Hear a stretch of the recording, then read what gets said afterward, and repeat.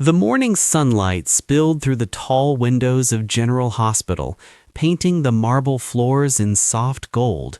For Portia Robinson, the familiar sight brought a complicated rush of emotions: hope, anxiety, and a guarded determination. She stood just inside the main entrance, fingers tightening around her purse strap. She was back at the hospital she loved, but not quite in the way she'd imagined. Portia had spent weeks replaying every decision that led her here, every choice made out of fear, every secret kept to protect her family. In Port Charles, good intentions rarely stayed simple. They tangled, twisted, and eventually demanded a reckoning. Today felt like one of those moments. Her heels echoed as she walked toward the administrative wing. Nurses and doctors passed her, some offering warm smiles, others cautious nods.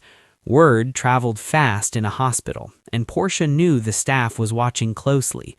Was she reinstated? Was she on probation? Or was this just another test? Inside the conference room, the hospital board waited. The air felt heavy with unspoken judgment. At the head of the table sat the interim administrator, her expression neutral but alert.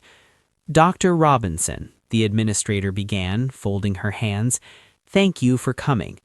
Portia straightened her shoulders. "This hospital has been my professional home for years. I'm ready to answer whatever questions you have." And they had plenty. They asked about her judgment, her transparency, her ability to lead under pressure. Portia answered each calmly, refusing to let nerves betray her. She didn't make excuses. She acknowledged her mistakes and owned them fully. "I lost sight of balance," Portia admitted. "Between protecting my daughter and fulfilling my duty as chief of staff, I made choices that compromised trust. I regret that deeply." Silence followed, thick, uncomfortable, and decisive. Finally, the administrator spoke again. "The board has reached a conclusion." Portia held her breath. "You will be reinstated at General Hospital." Relief flashed through her chest, brief but powerful, before the sentence continued. "However, you will not resume your role as chief of staff." The words landed with precision, not cruelty. Still, they stung. "You'll return as head of internal medicine," the administrator explained. "Your clinical skills are invaluable, but leadership requires restored confidence, and that will take time." Portia nodded slowly. This wasn't the victory she once imagined, but it wasn't defeat either. "I understand," she said, and she meant it. As she stepped back into the hallway, emotions swirled again. She had her job back, sort of, her authority reduced, her reputation bruised, but her purpose intact. She could still heal patients, still teach residents, still make a difference. Near the elevators, she ran into Curtis. He took one look at her face and read the outcome immediately. "They let you back," he said. "Yes," Portia replied. "Just not all the way." Curtis smiled gently. "Sometimes a step forward is better than standing still." She exhaled, tension easing. "I hope you're right." Word of Portia's return spread quickly.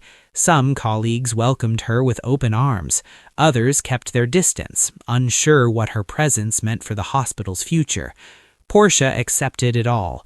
Redemption, she knew, wasn't instant. It was earned daily. Later that afternoon, Portia stood outside an exam room, reviewing charts.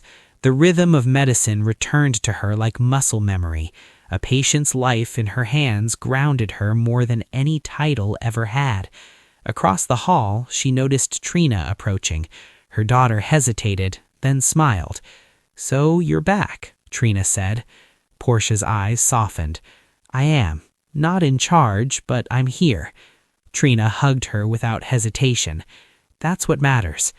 As the day wound down, Portia visited the chief of staff's office, the one that used to be hers. The nameplate had already been replaced. For a moment, she felt the ache of loss. Then she turned away.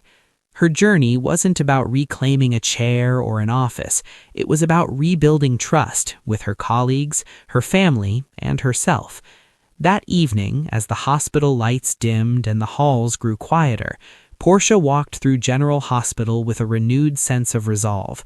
She wasn't starting over, but she was starting again. And in Port Charles, that distinction meant everything. Portia Robinson had her job back, sort of, but more importantly, she had a second chance, and this time she intended to earn it every inch of it.